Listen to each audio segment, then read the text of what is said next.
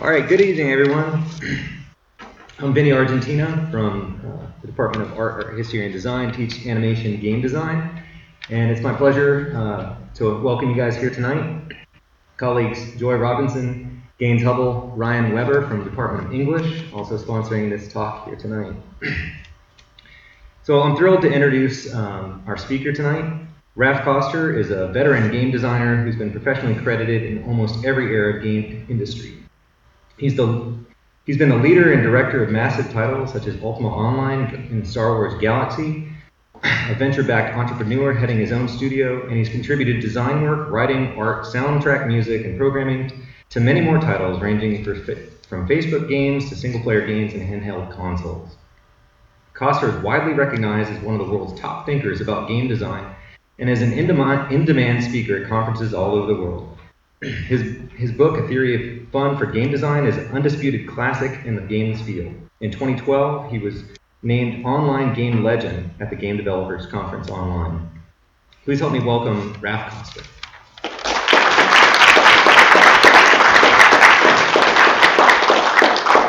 Hi. So I guess I have to tell you some stories, huh? We're going to talk about storytelling. That's what we should do. So that means that the first thing I need to do is take this lectern and chop it up and set it on fire so that we have a nice little campfire going here in the middle. I hope you guys don't mind if this turns out to not just stick to the English department, or for that matter, the game design program. Because I prepared some stuff here that covers a little bit of legal history, a little bit of graph theory from mathematics, a bit of musicology, audio engineering, and a few other topics. You all cool with that? Yes. Awesome. So, yay. You know, whenever we talk about storytelling, we really need to start way back at the beginning, right? Like clear back there, around the fire. Stories are intrinsic to how we learn as humans. They're how we communicate and convey moral lessons. They're how we acculturate people, right? So they serve an incredibly powerful role in our lives. It's hard to imagine any memory you have that you have not actually transmogrified into a story in some fashion. Memories by themselves are kind of incoherent until you file the rough edges off and clean them up a little bit and turn them into a bit of a narrative. When you trace storytelling all the way back to this earliest kind of oral form, it's actually almost unfamiliar because we are so surrounded by more modern versions of stories. But the earliest stories, improvised around the fire, reactive to what the audience was saying, was very, very different. And we can use the highfalutin term of oral culture, right? It's very, very different. When you look back at, for example, the works that have survived from oral culture, poetry is intrinsic to them. Why? In large part because it made it easier to remember things, right? Rhyme structures, the whole Wine Dark Sea and kennings out of Old English literature, that kind of thing. Technically not literature, right? Storytelling. The interesting thing about that kind of old form is that it doesn't ever really survive its own telling. It's always evolving. It's always changing through the folk process. It always modifies itself because somebody says, skip past this part. It's really boring, right? Somebody says, ooh, tell that part again. It was really cool. And next time the storyteller makes that part longer. So the storyteller around that campfire, kind of like me up here at the lectern today, is an authority, but it's really premised on a kind of responsiveness, right? A kind of give and take, a kind of swapping of ideas. And I'm kind of here to suggest to you that form of stories is making a comeback. And it's not just because it's the kind of story you end up telling your kids. Those of you who don't have kids, you probably remember being told those kinds of stories, right?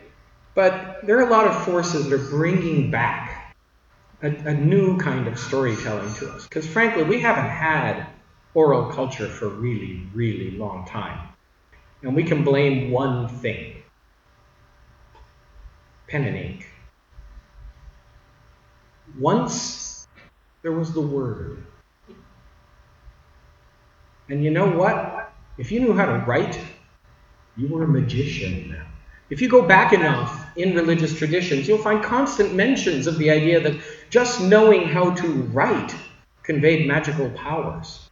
In the Jewish tradition, the golem, for example, is created by putting the name of God on a piece of paper and writing it and putting it into the clay creation. The word has always been incredibly powerful, but even more powerful than some eloquent words is putting them down on paper and fixing them in place. Because once you fix them in place, it's pretty hard to challenge your authority.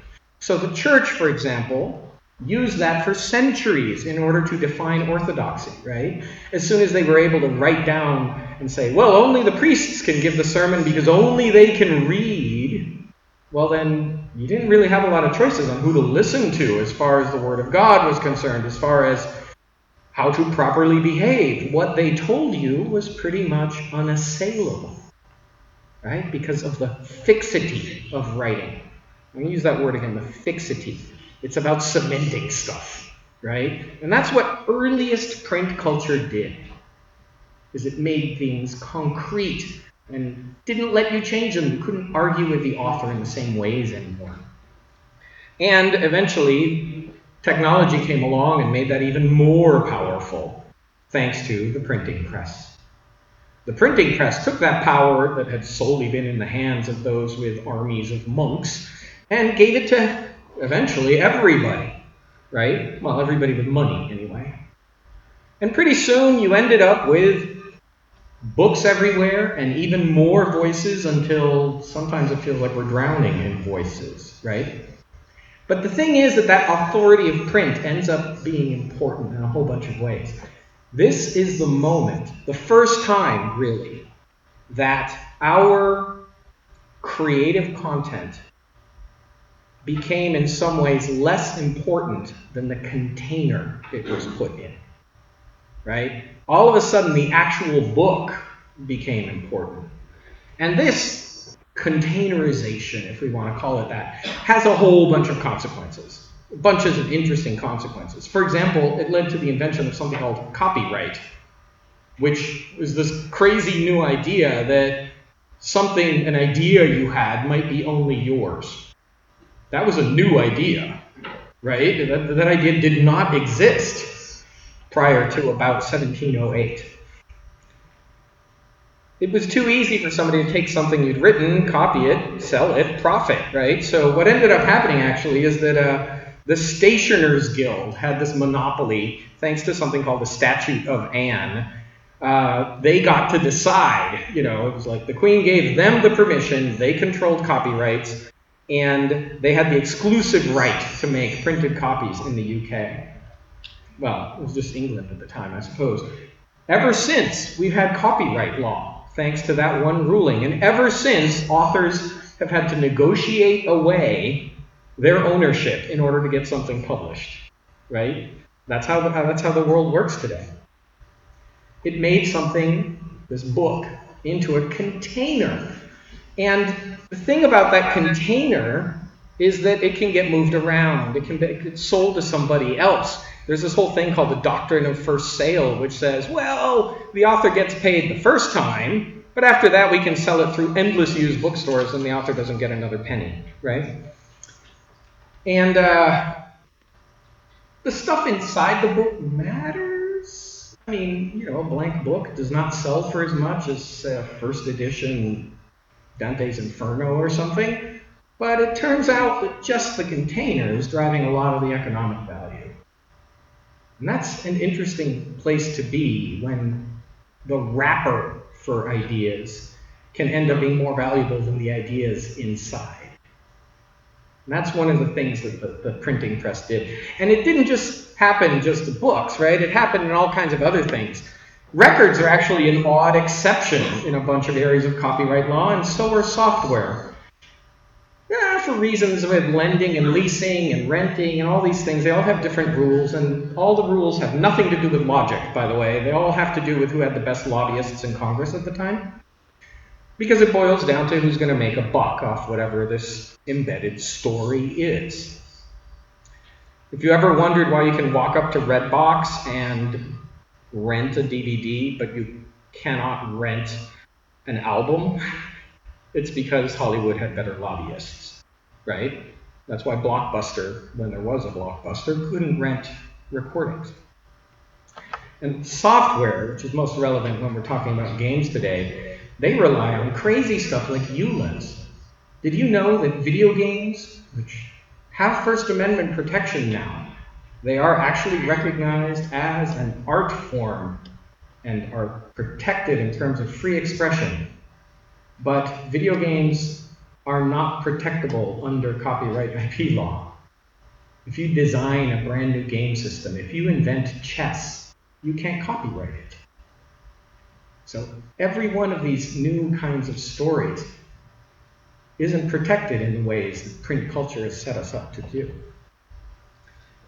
Why does this matter? I'm sure you're wondering at this point, like, wait a minute, what is he talking about? What does this have to do with like digital bards or whatever? Well, a lot of stuff is getting containerized digitally these days, right? And I'm using this container word because I want us to think a bit about the value of what we're transmitting with our little piece of culture versus the form it is in, right? Because we could take a book and turn it into an audio book, and all the aspects of copyright law that affect it actually change right then and there, which is interesting. But it's still the same content inside in theory, right? Well, the thing is, when the value of containers is really high, that means that powerful voices are the ones that get to make the containers. That means they get to tell us what to think. Because make no mistake, whether you're talking about something like the Book of Kells, which took I don't know how many monks to make, right? Or the beautiful printed books in the 19th century, or the latest Rihanna track, it takes a lot of money to make awesome containers. And it doesn't necessarily change the tune to that Rihanna track, right? And that means that specific people get to have that voice. Specific people are the ones who get to have this incredibly polished container because they have the money. And then they are the ones who get it seen and read and heard. Whereas everybody else who has smaller voices ends up in the land of zines, or ends up in the land of punk rock with 3 chords and the truth and generally no audience. Outsider voices, right? All right. Hold that in your mind for a second, because let's think about something else. That storyteller around the fire was thinking in terms of responsiveness, right? When your kid complains, no, tell the story, tell the part about the python eating the elephant again, or whatever. You know, you have to be responsive. I remember visiting a friend, 9-year-old girl came up and said, they had a guitar there, and I was noodling around on the guitar. Girl comes up and asks for, I don't remember what it was, can you play the latest Beyonce song? I'm like, no. She basically looked at me like, what good are you? And left, right? Right? If you can't be responsive to the audience right then and there, you're done, right? Well, when we look back, let's say, at early fairy tales, old mythology, or for that matter, early forms of the novel, like this is La vida de Lazarillo de Tormes, one of the early Spanish language picaresques. Or you could go to France and look at something like Gargantua et Pantagruel, right? These are, how many of you have ever read any of these? Because these are not fun reading for people today, right? They have no plot. They're basically one shaggy dog story after another. It's like, here's this kid, Lazarillo, and he's basically a beggar kid, and he wanders around and he bumps into a random person, and they have a conversation, and stuff happens, and then they leave, and then he falls in the river, and then he climbs out, and then he steals a chicken leg, and you know, and you read it, and you're going, this doesn't go anywhere. It's not because people back then were less sophisticated, okay? It's because their storytelling modes were more like that. They were more freeform. They expected interruptions. They expected digressions. And when they sat down to actually start writing some of this stuff down, it meanders a lot. They weren't following, a good example that some of you may have read is anything by Jonathan Swift. If you've tried reading Gulliver's Travels, there's a reason the movies change everything, right? Cool ideas, but it would not pass muster in Hollywood these days. Hollywood instead would follow the dictates of Save the Cat. For those who don't know, this is a book that claims to offer the perfect movie structure, down to the minute. And in fact, pretty much every Hollywood blockbuster that you have seen in the last 5 years follows this structure to the minute. You can set a stopwatch by it. It's kind of terrifying. We've gotten better at figuring out this box into which to fit stories because it turns out it works. It manipulates us very effectively. And who can build these? The people who can afford those nice containers. Again, the people with the money. This plot is not going to be responsive to somebody interrupting and saying, wait, rewind, I want to see John McClane jump off the top again with the helicopter going yippee-ki-yay, right? The movie keeps playing. I mean, these days we're getting that power back, but if you're in the theater, you don't get to say, I want to hear that part again, or tell me more, because there's no bard around the campfire for you. Instead, there's this rigid structure with a rigid container telling you what to think. The storyteller around the fire thrives on narratives. They thrive on this myth-making. They are not worried about this preset structure. Depending on who you talk to in literary theory, they might chop this up as story and plot and narrative and a bunch of other terms. But I'm just going to offer up this really big simplification, which boils down to the question of who gets to decide and in what order. Who is king? The author or the receiver of the story? Are they getting to decide in advance what you think? Or do you get to quarrel, change, modify, interpret? Well, if we go back to what the church did, they used the medieval morality play with very rigid structures and big budgets for the time in order to tell us how to think and how to behave. That's the power of a centralized print culture, right? They had the control over the stories.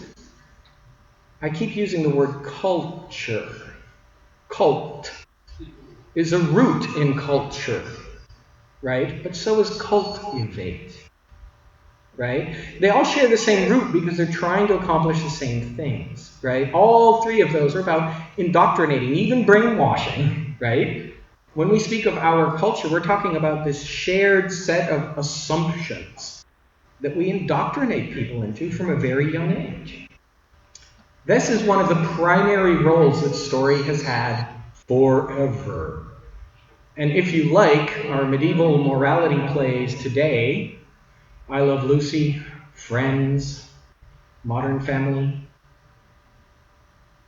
most comedies are about reinforcing notions of culture. Dramas are often about challenging them, but that's why less people watch dramas. Now, this doesn't mean that print culture always just tries to control you. But it's interesting that when you look at print culture, like, say, Lolita, how many of you have read Lolita? More people have heard about Lolita than actually read it, right?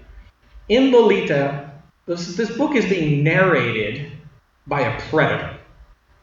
You see through the eyes of the predator. And it tries to make you realize that you cannot trust anything he says. He's the unreliable narrator, right? It's interesting that even when print culture does something that is more like oral culture, in oral culture, I mean, game of telephone, we all know you cannot trust somebody else's story in oral culture, right? It gets whispered down, it changes. We take that for granted. But when we see it in a book, we do trust it. right? So we have terms like unreliable narrator precisely because they are the exception. That's so different from what happens in the process of, let's say, myth making. When we mythologize, what we're doing is taking a collection of facts and trying to arrive at pretty much any story that could possibly explain why it is that lightning struck my neighbor's house and not mine, right? We're trying to account for the unaccountable. And that's where myths end up coming from. And when we tell the random story about that weird incident that happened to us in the parking lot at the grocery store, and, gosh, that person almost hit me, and there's really no plot arc or character development in that, we are trying to just account for the randomness of life. And that's really the interesting thing about that different oral storytelling pattern. Both of them are about lessons. Both of them are trying to teach you. But one of them is lecturing to you. One of them is telling you this is how it is. And the other one is more about negotiating and understanding. Now, print culture eventually ran into the fact that you have to negotiate. You can really see a line going from, let's say, Charles Dickens, right? He starts lecturing at his public at the time, telling them, the print culture you're reading in the newspapers isn't entirely accurate.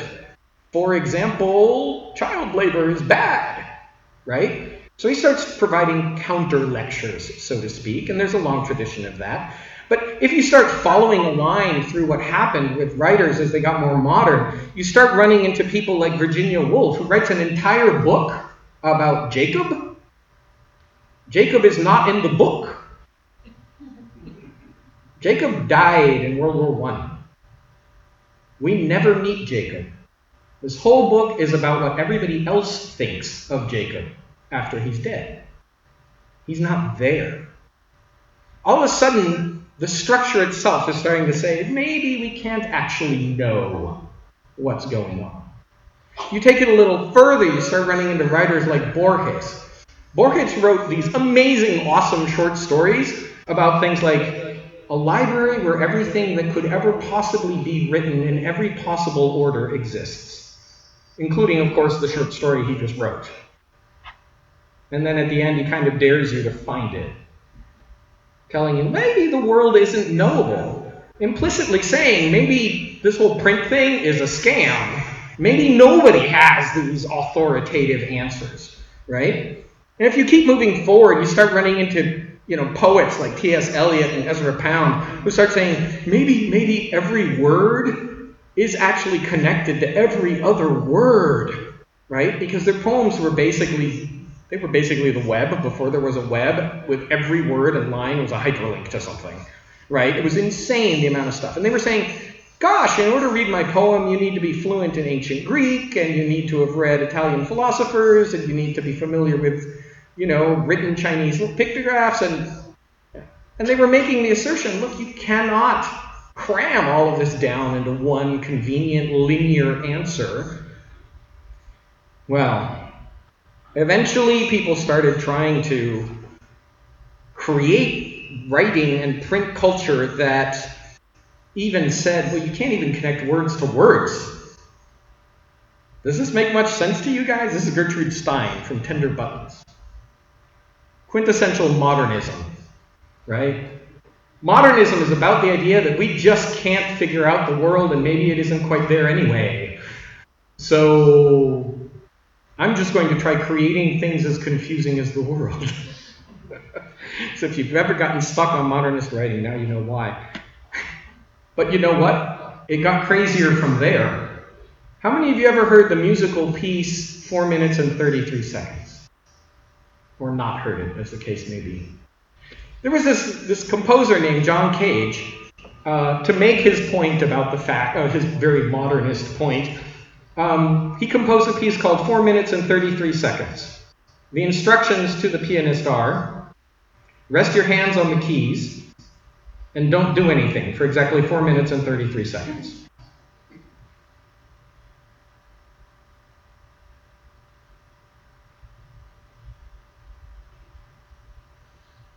So you listen to the chuckles, you listen to the shifting, the coughing, the sneezing. And his point was, maybe that's music. Maybe I'm not in charge here.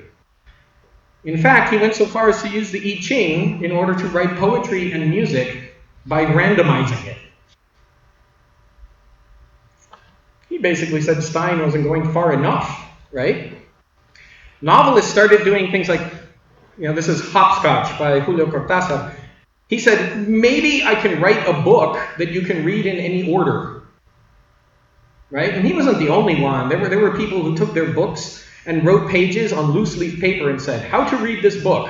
Take the box, throw it in the air, pick up the pages in whatever order you want and read it that way, right? These people are just rebelling like crazy against the idea that they are in charge, right? They're fighting against the very idea of something like a printing press or a monk with an illuminated manuscript. They're trying to say, wait a minute, maybe print culture isn't all it's chalked up to be.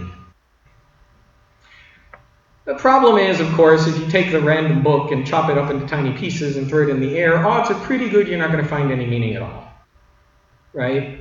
There are a heck of a lot of possible arrangements of every word in the dictionary, and most of them aren't going to add up to anything for us.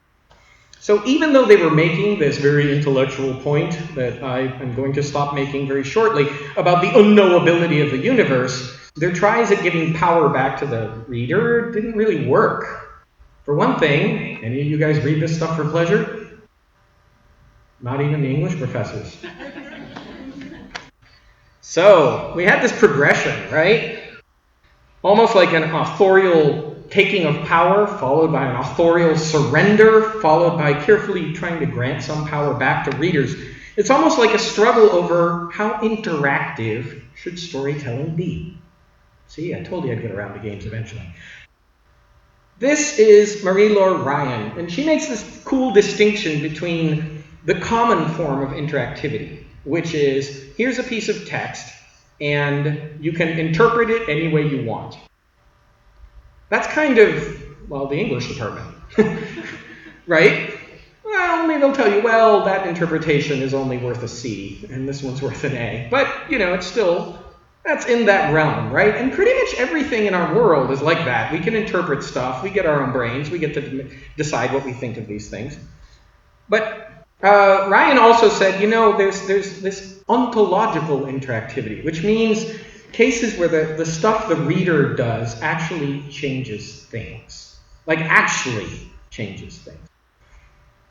Now, at first, authors flirted with this in one way. For example, J.M. Barrie, when he wrote first Peter Pan the book and then later on the play was adapted, started doing things like breaking the fourth wall and basically saying to you, the story stops here unless you clap now. I've got a gun to Tink's head. Okay, and Barrie wasn't the only one, There's this play written by, of all people, Ayn Rand, called Night of January 16th.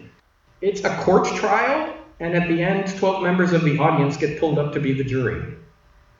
And they have to go decide what the result is.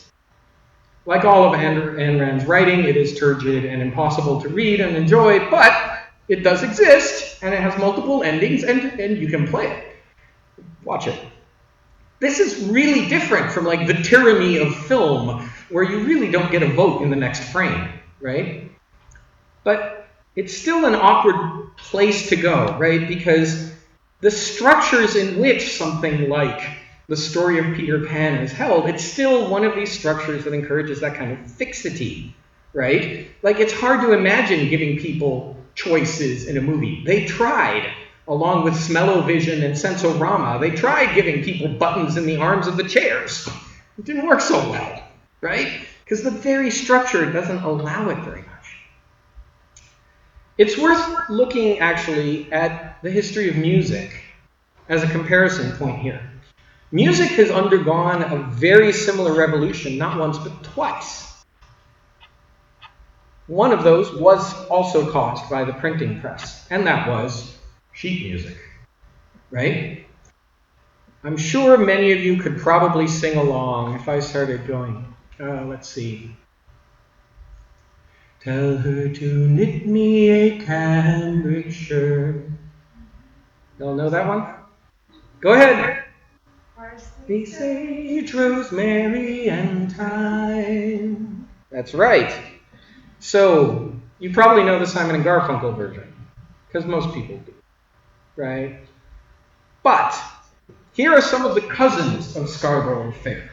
And you can't quite read it, but this one in the middle says, do you know the way to Selin? Not Scarborough Fair. The one up in the corner here says, you must make me a fine Holland shirt. And the one down in the other corner says, a cambric shirt with not one stitch of needlework. Here are three, by the way, if you can read sheet music, these are all different tunes too, right? That is what an oral model of transmission does. It creates this amazing branching structure of variations, of changes, of differences, right? That's very different from what happens once you start getting into fixity again. Old Mr. Johnson had troubles of his own, had a yellow cat which just wouldn't leave home. Any of you know this one? It started out, today you all know it as this fun kids song. It started out as this appallingly racist minstrel song in 1894. Like truly, truly racist, right? And eventually landed on the Muppets with a different melody and somewhat different words. Although Mr. Johnson was in all the different versions. The story remains intact though, because that rhyming structure, right, that is from before print, kind of helps carry this stuff forward. And so the folk process in music led to a tree instead of an object, right? A family of stuff. Until sheet music stopped that dead, and oh boy, the recording industry killed that off, right? I mean, it crushed it. All of a sudden, a cover of Beyonce's latest tune doesn't sound anything like Beyonce's tune, and you don't even like the cover, let's be honest, right? Everybody only wants the actual original version. Sheet music placed a gatekeeper on what is the proper form of this, right? So melody and harmony were suddenly locked down by fixity.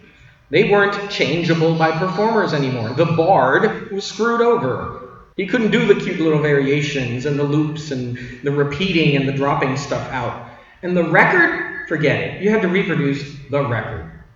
Like, all of a sudden, eventually, we had the guitarists that used to do an improvised solo. Instead, they write one solo like a composer, and they replicate the version that is on the album when you go see them live, right? Because, well, that's what the fans expect.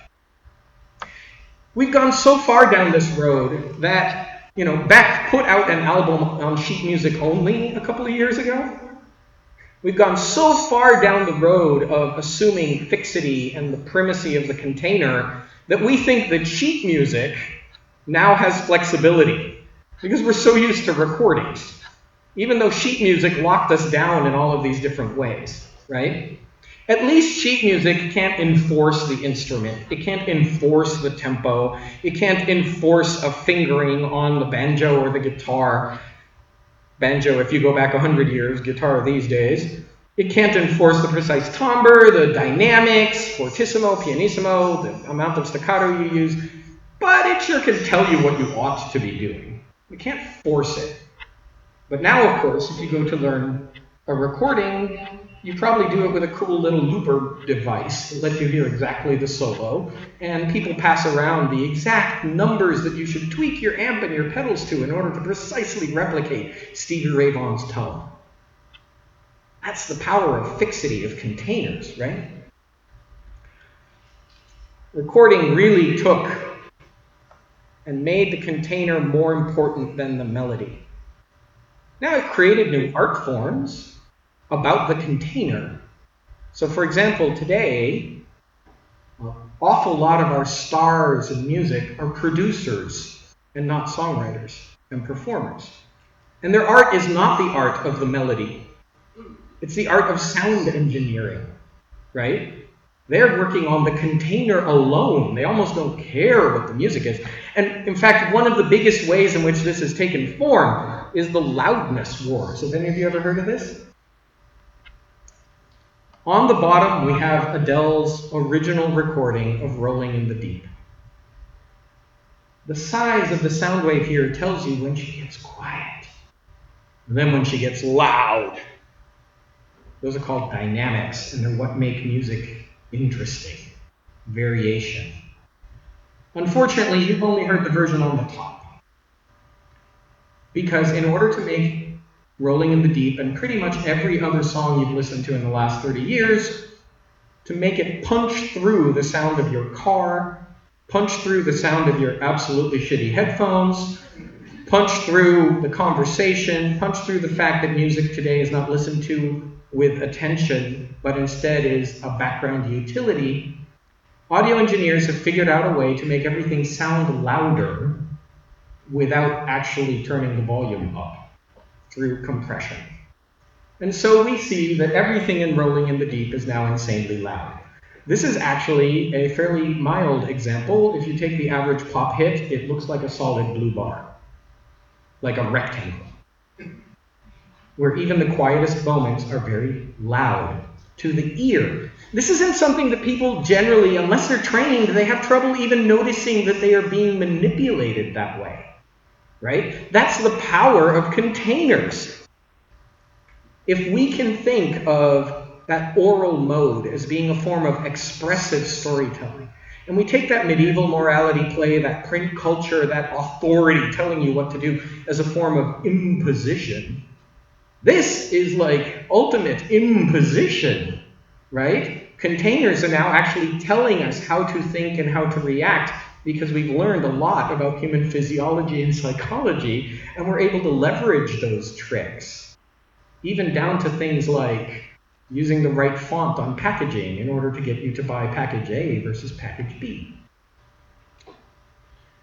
So pretty much every layer of media that we consume today has this imposition on top of it. How do you feel about these colors? Does this orange on the left look like any human being you know? Except that one. Is this like the normal range of colors when you step out in the world? Or is it only this way when you go to any goddamn movie ever? Right? It's because we've figured out, as part of the container, a way to make this visually more compelling without actually adding anything at all to the value of the content inside. Right? So this is one of the pitfalls of print culture. Right? Isn't that interesting? Of course, you're all hearing me say this, and I'm standing up here epitomizing it. I'm telling you what to think right now. But that's the thing about authority. Better for worse, most of us don't question it. Well, you were probably expecting me to talk about video games. Was it okay to digress a little? You didn't mind that, right? All right, good. Here's the thing.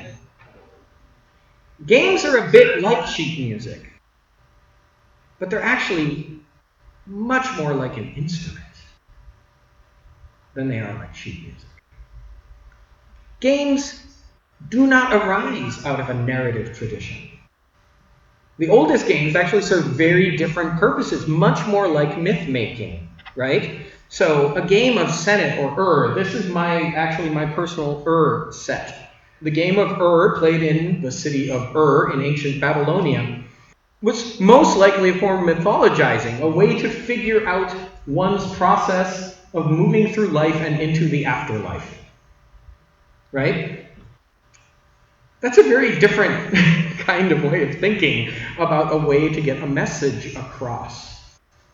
In the game of you start at one end, and you have these little pyramids. Those are dice, really old-fashioned dice. The little white pips, you throw 4 of them.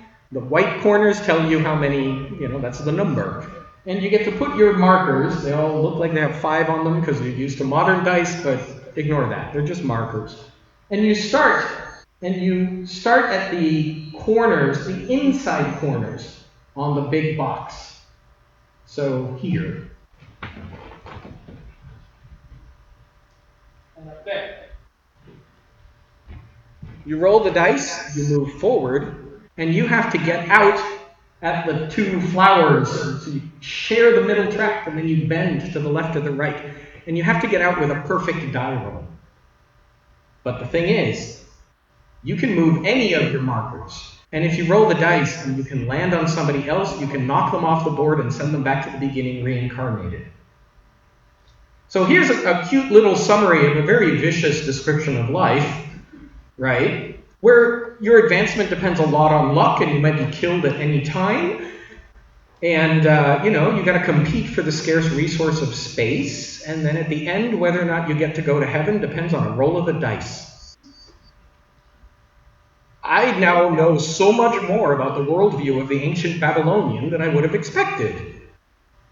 But it's not done through story. Isn't that interesting? Every player of or chess, or Monopoly, or League of Legends, really, is actually playing with a machine. Which is, by the way, the reason why they're not copyrightable. Instead, they're patentable. Monopoly still has patent number whatever written on it. Because the thought was, there's no ideas in games, but they're neat machines. Well, every player is in fact working in a machine that generates chess stories or Monopoly stories. I assume you all have a Monopoly story. It usually involves anger.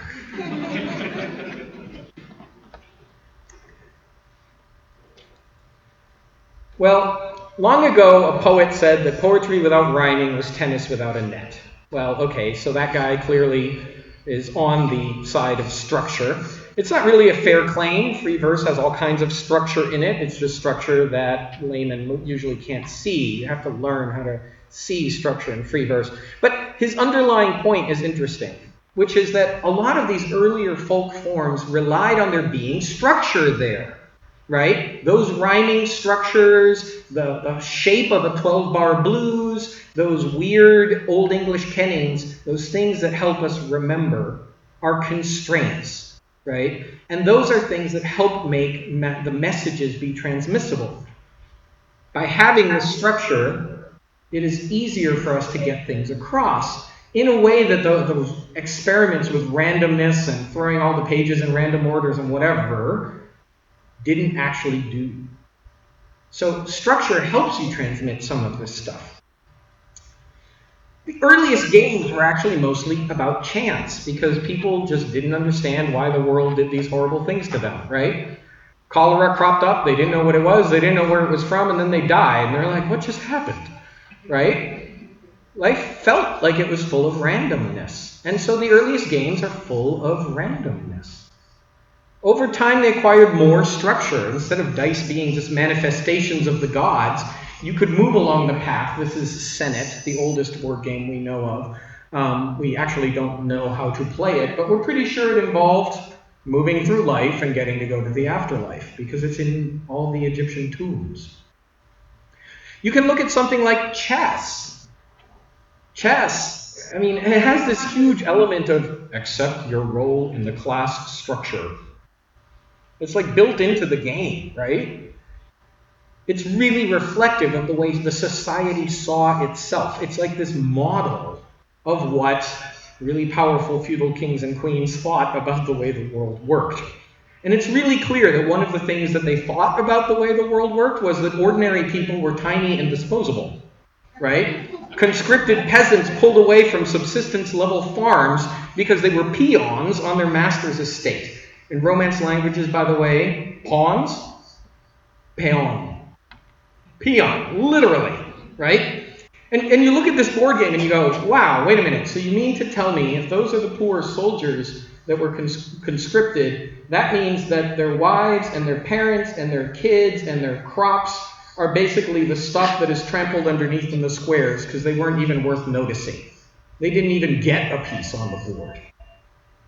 And then once a few queens actually managed to seize power from their dead husbands, the queens showed up and were given the primacy on the board of having the greatest power. All of this implicit messaging telling you this is how the world works, but not telling you through a story, telling you by replicating a system. Not all of them were quite that creepy.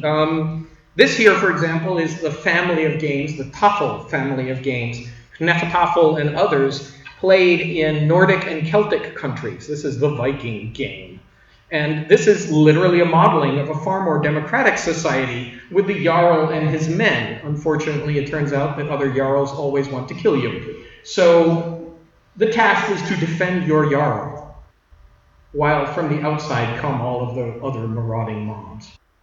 But in Africa, for example, we see the Mancala or Oware family.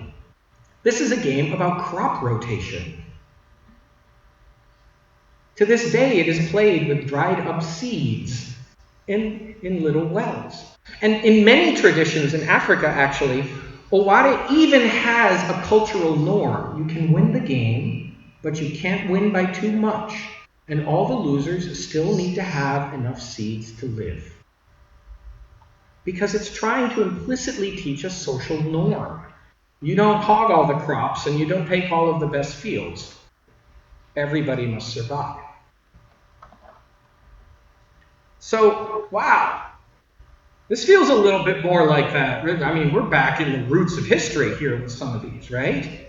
These feel a little more campfire-like in a lot of ways, which isn't surprising because games are really, really, really old. Really, really old. In fact, games not only predate human written history, they predate humans. Anybody who has a kitten knows that. The thing about games, they've always been a form of practice, right? That's why kittens play, that's why dolphins play. They exist on a narrative level only as they are interpreted, right? They're created through folk process originally, and at the same time, somehow they challenge the notion that there's an author. I mean, somebody authors the system, but everybody has their own run-through of the game. That's a very different way to think from being dictated to through a book. You can tell any story you want, as long as it follows the rules. It's kind of like the structure of a sonnet. You can write any sonnet you want. It just has to rhyme this way. Chess is a sonnet-making machine. And to write a sonnet is to play a particular kind of game. And that's probably the biggest point of commonality. So, when we think about how games work, you start out with this mental model over here. And this is a two-player game, so we'll start over on the left with this mental model. I have some idea about how this system, this world works. So I am going to form an intent. I'm going to decide to do something. I don't know what it'll do, but I'm going to try it. And then there's some way that I can poke at the model. And I might actually be really bad at poking the model. As any of you who've tried, playing with an unfamiliar game controller know, it can be hard to poke at the model, right? There's like a whole separate little game there. And then whatever I did goes into this mysterious, not understood black box of the rules, of the system, of the whim of the gods, whatever it is. And then I get told, oh, well, if you do that, I'm going to do this. And I go, oh. And I go and I update my idea about what's in that black box. I go, oh, I just learned something. I poked it this way and it spun a little. Therefore, I enhance my mental model. And if I'm doing this with another person, I'm actually forming a mental model of what goes on inside their head. And in that sense, a game is literally a communications medium. Because one player's ideas are being translated into rules, fed through the machine, and spat out the other side. And I have to figure out what they mean by that. So you can walk through this and say, oh, well, I have intent. Then there's an affordance, and then an input, and I get haptic feedback, which means the controller vibrates, or I have the nice sensation, the funk of putting down the queen and toppling the pawn. There's an action, there's a black box, there's state change. The interesting thing about this, which is a basic diagram of interactivity, not that different from what you might find in an HCI course, is that the world is full of things that look and act like games. We can design a game, and we can play chess in our head. We don't need a board. So that means a game is actually like this mathematical structure that exists independent of any container, which is kind of like stories too. They don't have to be in the form of that book. They are interactive experiences, but there's a lot of interactive experiences that aren't games. It turns out they become games when we choose to play with them. Which means if I make something and I say it's a game and you say, no, it isn't, you're always right, because anybody can always choose to not play something. And that's not a game for them. On the other hand, it's always a game for me, because I said it was. So it's this voluntary participation, instead of this mandatory thing that books and morality plays force on you. And that means we improvise games all the time. Games are jam sessions all the time. Very different from print culture. Games tend to have 4 big kinds of problems in them for you to figure out. The first one is the one that we all learn as kids, which is, how exactly does my body work? How do I move? How do I perceive? Right? And, we get feedback through our own vertigo. The second is the one that most people think of when they think of lots of games. And lots of games actually boil down into complex mathematics. Right? When you think of a Sudoku or a chess, you think, oh God, brainy stuff. And most of these, in fact, do boil down to mathematics problems in the realm of P-space to NP-hard, for those of you who are into complexity theory. But it turns out that an awful lot of games are actually about figuring out other people, figuring out your relative standing in the world, about mentoring, and about gloating. It's a huge part of games. And still, going back to the roots, lots of games are about chance. The system we think we understand and really don't. Because our brains have a bug in them that, everybody thinks they've got a system for the ponies, and they're all wrong. We literally have a software bug on chance. We can't handle exponential curves. We can't handle stochastic distributions. So when we look at games then, they start looking something like this. If you've played Farmville, they boil down into a collection of verbs, a collection of quantitative statistics or scalar variables, and they boil down into simulated objects in a system. So this is the machine that you're actually poking, this flow diagram. And if that sounds crazy alien to you, consider how many of you play a musical instrument. Consider that the graph for music looks awfully similar.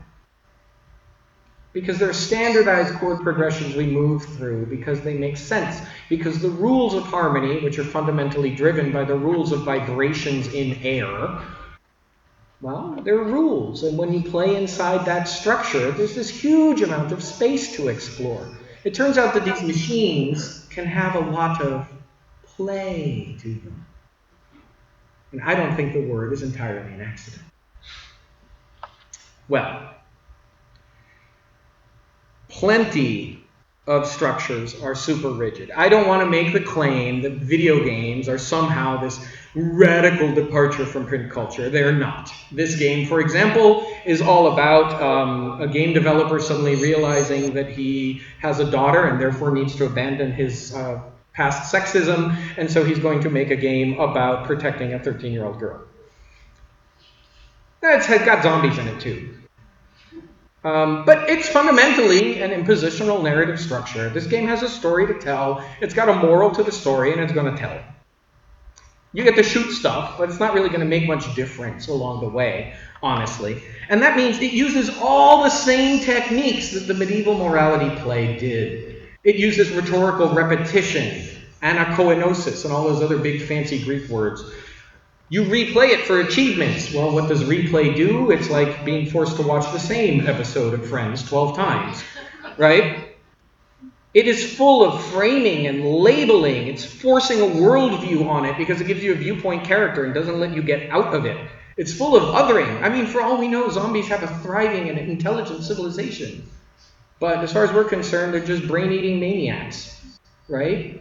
Think about the genocide in pretty much every RPG that has you slay orcs, right? And above all, it's full of high causality. Right? Meaning, it's full of, this happens because that happens. Which is an awful lot like the stuff that the preacher said from up on the pulpit. Right? These kinds of games preach at you. Because games are often physical in nature, you have games like these which are more like sports. But you know what? These are also imposing things on you. They're still impositional because the mechanics now are about training you in reflexes, about rote behaviors, about repetitively performing an action exactly the same way 10,000 times so you can do it without thinking about it. Which also sounds like the kind of thing that you get told from on high from a pulpit. Do this without thinking about it, you must obey. Right? And so these are full of things like all these stagecraft and cutscenes, full of choice architectures which aren't really choices. We use techniques out of education like scaffolding, which is jump. Now jump higher. Now jump over something. Now jump over something and grab something. That, by the way, is Stage 1, World 1, Super Mario. Right? They're full of choices that aren't really choices. Tropes is shorthand. This is why people worry about games a lot of the time. Because they make the case that games are just training you to obey blindly in a whole bunch of ways. And this is why they might be dangerous. But this is really actually kind of a terrible argument because it forgets the amount of play in the machine. The amount of times we have seen games come along, after all, Doom is a sonnet machine, and be redesigned by players into a new game on the fly is truly astonishing. So, for example, one recent development is all of those lovely, carefully structured story games. Players said, I'm going to set myself a new challenge. I wonder if I could play that game in 3 minutes and 12 seconds. Right? And thus was born something called the Speedruns, which none of us designers anticipated. We did not put this in the games. The players answered us and said, wait. We're around a campfire here. We get a say too. And subverted the design of these. So even in impositional spaces, our ability to build closed systems is pretty terrible. Because there are always these players in the mix. Remember that interactivity loop loops. And that means stuff is always moving back and forth. There are some people who think that games are 100% deterministic. And in a way, they're right. In theory, we can compute every possible chessboard. We can compute every possible step in every possible game of Tetris. But this leaves out the fact that many games have rules that are themselves designed to be expressive structures, to be campfires in their very rule sets. And to talk about that, we have to talk about the single most important step, the single most important development in the entire field of literature in the last probably 600 years. Dungeons and Dragons. A particular moment in the 70s that literally upended everything we know about narrative and literary structure. A bunch of geeks in Wisconsin in a basement. Okay? We have to think about where that came from. Okay? It was actually born out of war games, which were pure mathematical models von Reusbitz doing Kriegspiel as a form of training the Prussian military, actually. And then a guy you might have heard about because he wrote this story that spooked a bunch of people about aliens coming from Mars, H.G. Wells. He thought that was the awesomest thing. He's like, well, I'm not interested in training soldiers, but I love the idea of playing with toy soldiers all over my living room. So he wrote up a rule set called Little Wars. And Little Wars then gradually was taken up by a bunch of science fiction fans in New York City who were hanging around in New York City during World War II, and they loved H.G. Wells. So they said, why don't we play this stuff? So they did, and in the process accidentally founded the first government think tanks. I know, weird, right? True story. They founded the first government think tanks, and along the way started writing and publishing rules for doing miniatures gaming, miniatures wargaming with little plastic soldiers. And a bunch of these folks in Geneva, Wisconsin said, that's cool. And they started playing, and then when they did a version that had dragons in it, because they were geeks and they loved, they were all reading Fritz Leiber and Tolkien, they said, wait a minute, it's silly to have these armies. I mean, and when I read Tolkien, it's this tiny group, and there's these heroes. Maybe we should change these rules, so instead of managing an army, I just manage one person. And thus was born the role-playing game, which at its beginning was very much still systems math. It was still very mathematical. Frankly, it still is to this day. I mean, you go buy the books and they're full of tables of numbers, right? But the big innovation that arose here was this notion, very campfire-like, of a collaborative story circle with a master storyteller who had to adapt to everything that the other storytellers did. Truly collaborative storytelling inside of a very rich and rigid rule structure. And that is the difference. That's the thing that was different from the Victorian Tea Party, okay? Which had all of these social rules implicit in it. I mean, God, Victorian society, full of rules, right? But they weren't written down rules. They weren't mathematically quantified rules.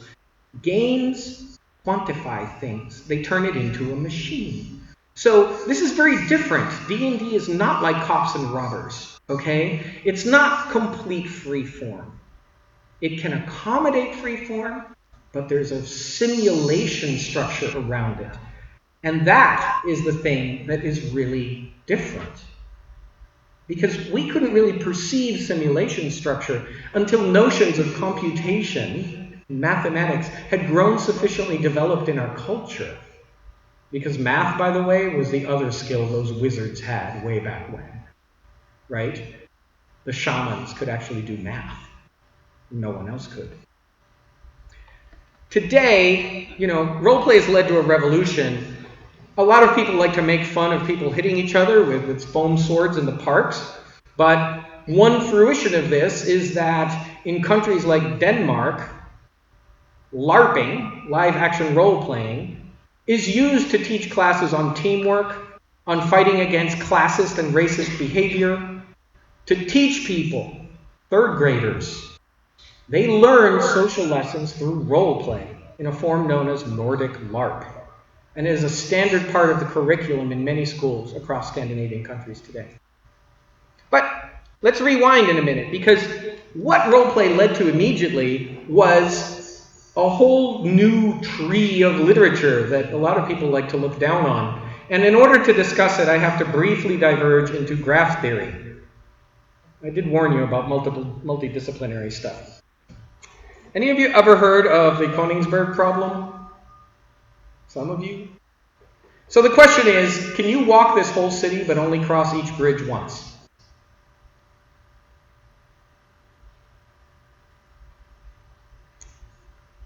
So, mathematician eventually solved this. Euler, he solved it, and created a whole branch of mathematics known as graph theory. Graph theory is full of things like nodes, which are the dots, and edges, which are the lines. And edges can be unidirectional or bidirectional. And they can be weighted so they can be heavier in one direction than another, and all that other stuff. And I'm not going to go into it too much, except to tell you that the place where literature meets graph theory is where we get the Choose Your Own Adventure book. Okay? This is basically a hypertext with a non-cyclic directed graph. Lets you pick a path through that library that Borges had.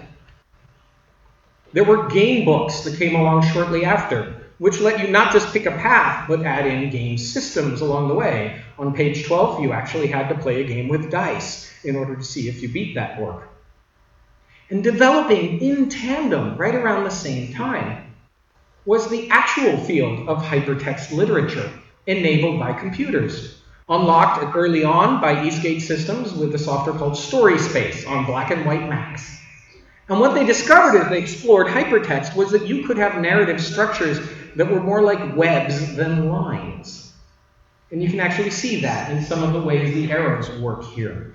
Probably one of the major early works was something called Victory Garden by Stuart Moulthrop. And this was a hypertext that you walked around in because every paragraph was a place.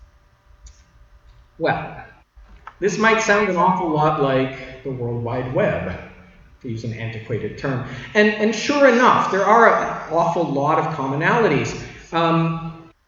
Stuff in the World Wide Web had been prefigured by computer scientists like Vannevar Bush. This is a diagram of the Memex, which was supposed to be a hypertext means of accessing all the knowledge in the world, right? This is the kind of stuff that became the intellectual inspiration for the web later, right? So computers and games and literature were converging in a very unique and fresh way. Here's something that can take the place of John Cage using dice to write his poetry.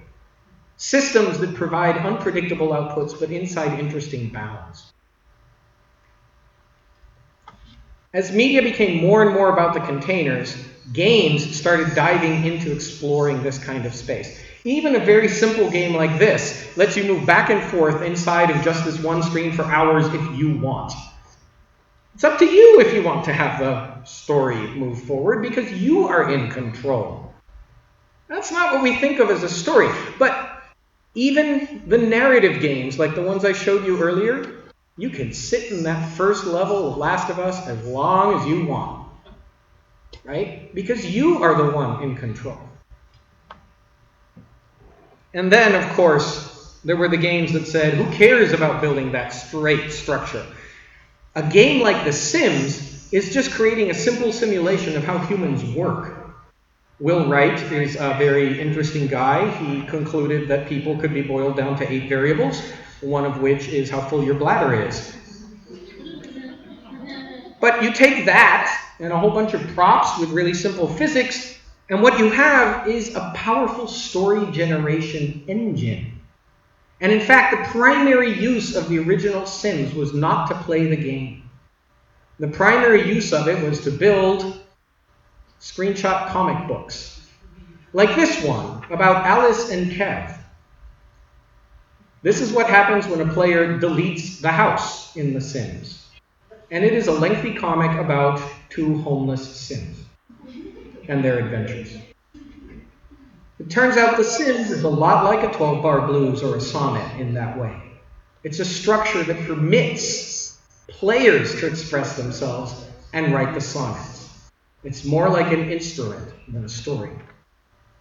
Containers, still crazy important, right? It turns out that we spent an awful lot of money making nicer and nicer containers for the same thing. And eventually we figured out branding was important. And that's the business savvy thing to do, right? Because if you have the money and the power, you do want to take advantage of container control. And branding and IP and all of those things are shorthand forms of mind control in a way, right? But these are just reuses of one simulation structure, right? The first-person shooter is one game in that sense. Out of that kind of tradition, you get structures like String of Pearls with false choices. And they look an awful lot like the kinds of choices you get to make in a movie or a book, right? In a movie, you get none. Well, I guess you could close your eyes or leave. In a book, we do require you to take an action. You have to turn the page, right? And in a game, we give you a false choice often. But we're still charging through that story about the zombies and the little girl. But that's so different from the games that were simulationist, like SimCity, which attempted to take the book written by Jane Jacobs about urban planning and turn it into a model that you could play with. It's quite different from this work of mad genius, which is called Dwarf Fortress. Some crazy guy, you're not going to believe this, decided, well, what if I simulate the life of a family of dwarves, starting when the lava first cooled into plate tectonics, and moving all the way forward in such detail that if a dwarf is at the bar and is drinking, they will spill some amount of the beer on the cats, and the cats will lick their fur and get drunk and stumble into the river and drown, and clog up the sewage pipes, which will result in flooding the entire dwarf caverns and destroying my civilization. He actually simulated to that level of detail. He's been working on it for almost a decade now. It's amazing. And it's like this infinite story generator that looks like nothing, right? Or, of course, the one everybody knows, Minecraft. These are worlds that generate stories because they operate like they're setting up physics, right? That wasn't the only branch. Online worlds add in other people, and that means they're importing all of human behavior into the setting. And that adds an entire new dimension of problems to examine. And it allows us to start creating thought experiments and new narratives about who and what we are as humans. As one terrifying example, as a result of games like World of Warcraft, we learned that if you play a hobbit or a dwarf in one of these games, you get less experience points per hour. Why is that relevant? Because in the real world, if you're short, you earn less money. Somehow, we made a simulation good enough that we imported that into the virtual world and discovered something about our innate prejudices. It turns out people don't like grouping with hobbits. Alternate economic structures, political structures. This is really far away now from something like chess and its assumptions. In fact, the earliest forms of online world were text-based, right? Multiple user dungeons. Richard Bartle and Roy Trubshaw created them at the University of Essex, 1978, 79. They were grad students at the time. And if you talk with Richard, don't make fun of his accent. Because England is still a pretty classist society, right? And there can still be resentment. He doesn't sound like received pronunciation from London. He didn't go to Eton or whatever the proper schools are. So when he wrote Mud, he said, well, I'm going to eradicate the notion of social class. And so his world just didn't simulate it. He allowed people to be wizards. He said anybody can go all the way to the top of the game, and if you're good at it, you get godlike powers. Who cares who your parents were? He went further than that. The first column here with each name is the person's real life name. The second column is the name of the character they played. You might notice that Richard played Polly. And people came to him and said, you're playing a girl. And he said, it's the virtual world. What does that matter? 1978. This here is one of the most powerful feminist statements in terms of actual impact on human culture over the last 40 years. Because today we kind of take for granted that on the internet, you can express whatever aspect of yourself you'd like. Literally simulating social revolutions and allowing us to try new narratives. Sometimes we screwed up. Here's Ultima Online. Standing in the middle of that crowd somewhere is the god of the world, Lord British, Richard Garriott, second-generation astronaut, famed game legend, being burned to death because he forgot to set the invulnerability flag on himself. We suddenly had to cope with the fact that when players answer back and seize the controls, they can seize control way more than we thought, right? And as a result of this, we had to develop entirely new modes of storytelling. How do you tell a story to 10,000 people? How do you tell a story to 200,000 people at once and let them have control? We figured out ways. We developed models whereby we said, well, do we control the context or does the player? So, for example, we might say we're running an event about the slaying of the dragon. But you know what? When 9/11 happened, they got to set the world fiction. And that night, the world was full of flags and memorials. We said, well, sometimes we get to decide who has control. And we said other times the players do. So, in the online world known as Achaea, once upon a time there was a game master who was fired. What did they do? They said, oh, well, the game master was actually, they played the deity of nature or something. So they just wrote into the game the fact that nature had fallen. None of the druids had any power anymore, and nature was basically out of the game until such time as a player got good enough at the game in order to take that employee's place and be hired by the company. That's a very different kind of mythology from the kinds that we had long ago and painted on the sides of Greek vases. We've also seen a new rebirth of hypertext, particularly coming out of Brooklyn, specifically thanks to a tool called Twine. It's a new form of web-based hypertext that is leading to really strong artistic statements and, yes, a lot of interesting authorial emphasis. So even the impositional narrative is getting reinvented through games. A form of storytelling called environmental storytelling. This here is from a game called BioShock, which is the idea that you could have a space you just wander around and explore.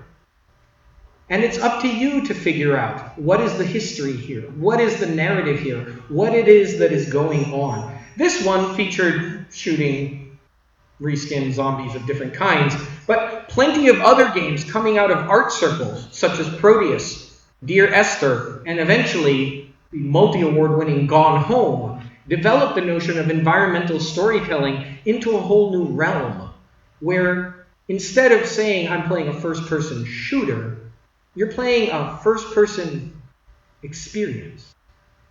These are things now that have systems and rules circumscribing them just like a game, but actually don't have any goal other than go mythologize with these pieces that we have put in front of you.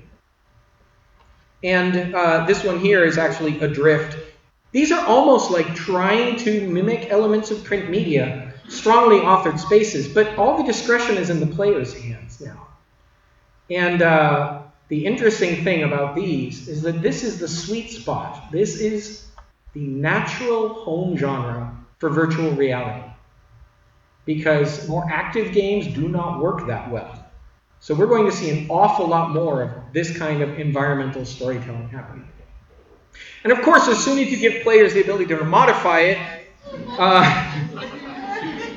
in sandbox games, you start getting all kinds of ideas put into games completely outside of the hands of the game designers at all, as players are allowed to build their own worlds, still obliged to fit inside that same rule set. It still has to follow the structure of the sonnet. Interestingly, these ideas have grown out of games too, right? Out into standard authorially controlled media and into your living rooms, via genres like American Idol, which is the largest MMO in the world once upon a time, games like Survivor, participatory experiences like The Real World on MTV. These are reality show producers trying to channel the actions of independent players, right? Trying to shape them, very much like a game master does in D&D.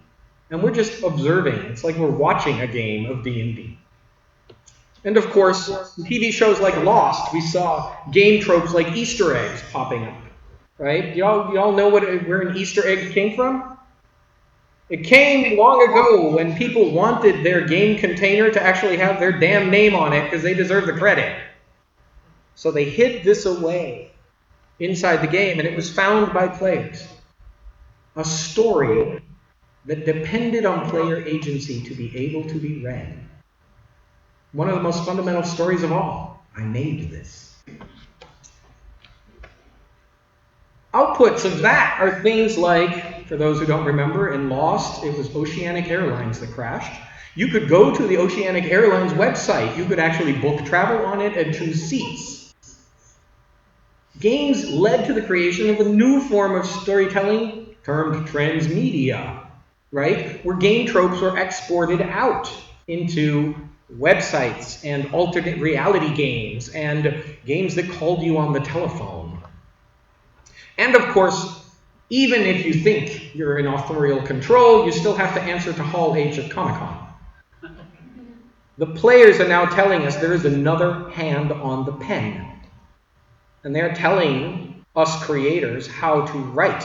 So even the once far removed storytellers of big media are getting drugged to the campfire. Because the feedback loop is now so fast that it is becoming game-like. I don't know how many of you got to see the premiere of Westworld. Westworld, for me, gave me the thrill of the utterly familiar. Because Westworld is exactly like an online game in 1985. And it is a drama about running that game. So to me, it was like, this show's about me.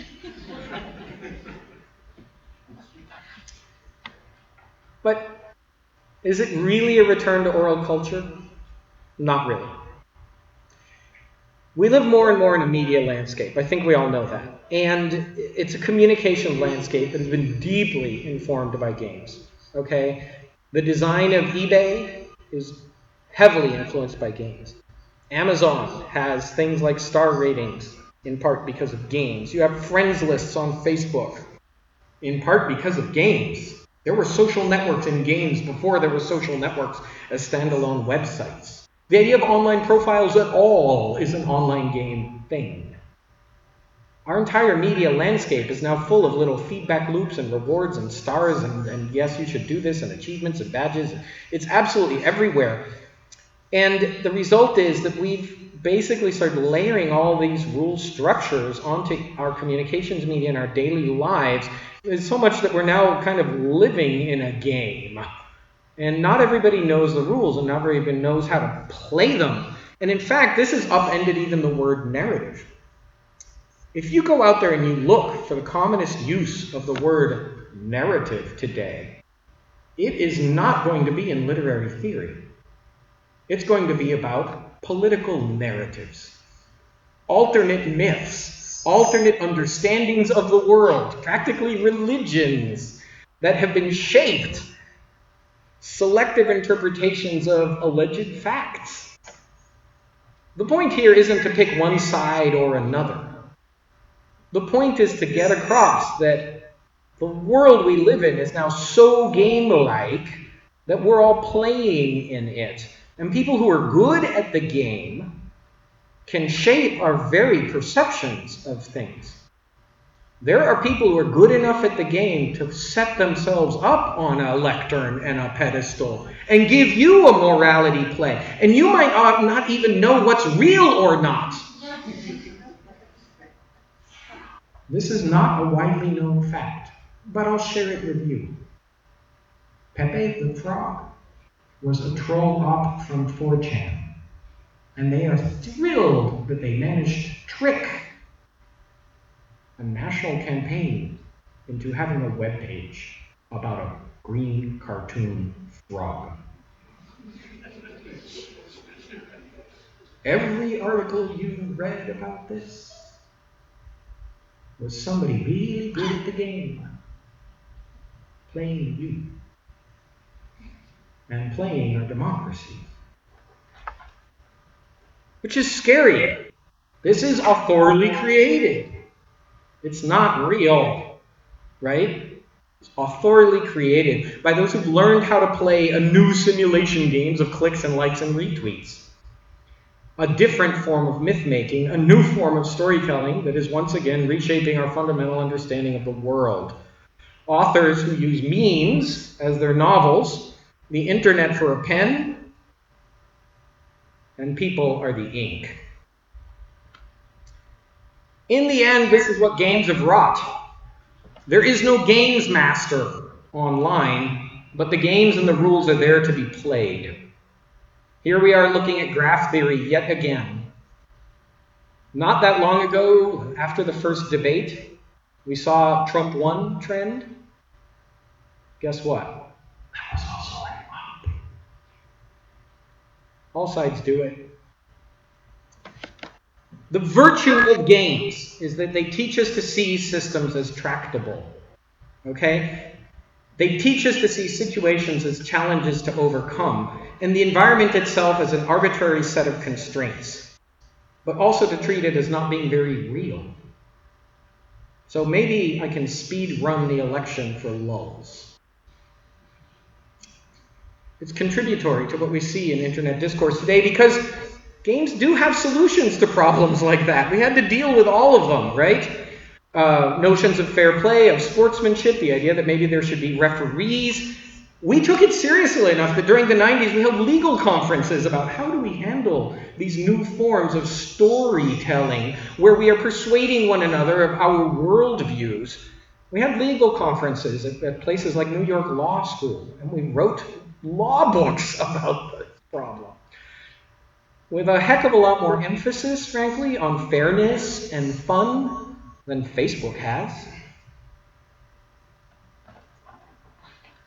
Either way, digital bards are here, whether they are game designers or hanging out in some obscure corner of Reddit, and they're singing their siren songs to all of us, right?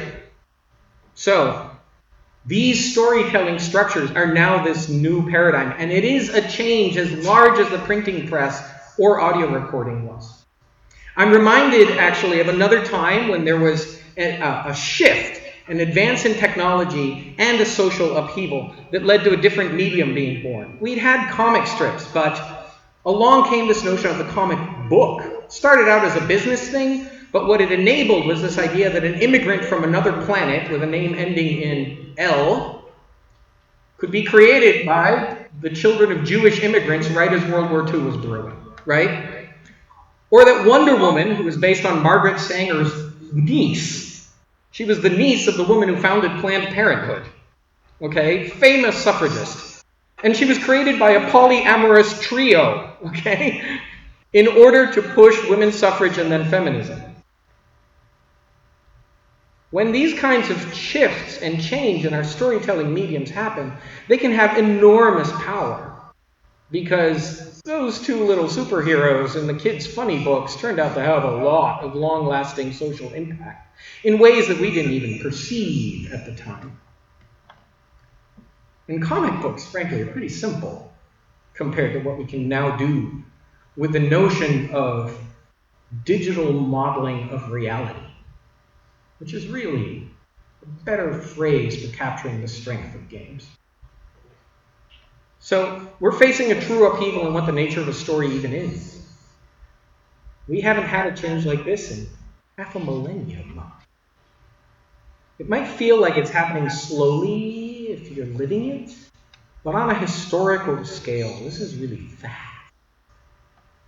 So we thought this was our picture, print culture. But print culture is dissolving into pixels awfully quickly. This is our world now. We are here around this campfire. It's not just me. I leave the question with you. May you write it well. Thank you.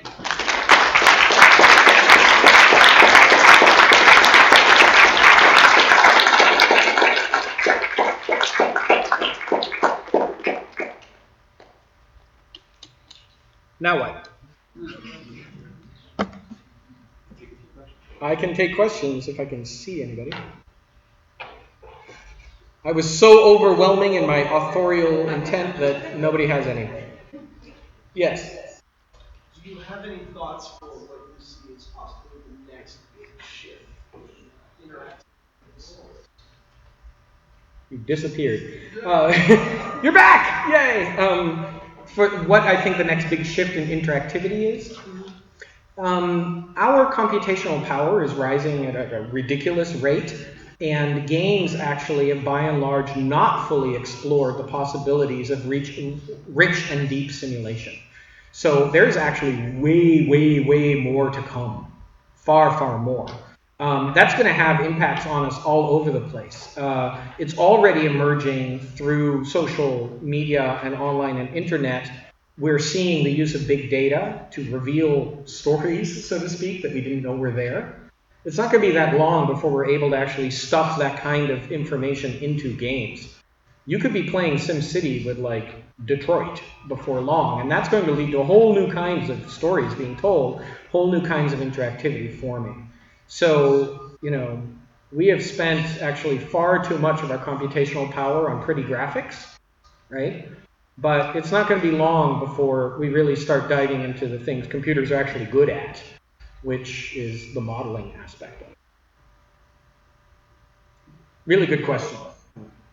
Do you think there'll be any big shifts to come with the virtual reality headsets that are starting to come out right now? Have you seen any of this? So yeah, VR. I'm a bit of a VR skeptic for games. The real virtues for VR are actually exactly in that kind of modeling realm. They're going to be most powerful for training, for various forms of simulation. That ironically actually means they fall on the authorial imposition side, right? They're great for entrainment, right? They tie back into your limbic system really strongly, which is why so many people puke if they're not tuned right. So yeah, we're going to see a lot of applications down those lines, and those are probably where the real power of VR is going to emerge. The thing that I don't think people appreciate is actually AR and the degree to which augmented reality is going to change absolutely everything about the world within the next 5 years, to a degree that, sounds like science fiction magic, frankly.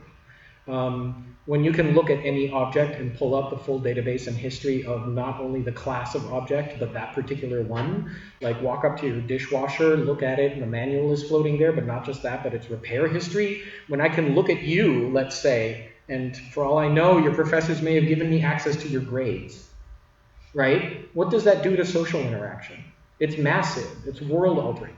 What does it do when we are able to leave annotations? Like the recording of this lecture might sit on this stage forever, and anybody could walk in here and re-experience it as if they were here by superimposing it on reality. You're going to be buying your furniture in a VR setting and then projecting it in AR into your living room to see if the colors fit with your wallpaper. All of that is just like self-driving cars are going to kill all of the trucking jobs in the next 5 years. That is in the next 5 years.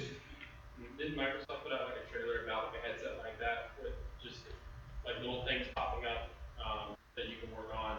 Yes, that's HoloLens. But if you want a better glimpse of the kind of insane potential, at the most recent Facebook developer conference, they released a video of what they called social virtual reality, which you just have to see it to understand. Oh, like from stage, Mark Zuckerberg put on these things, met two people who were back at the office.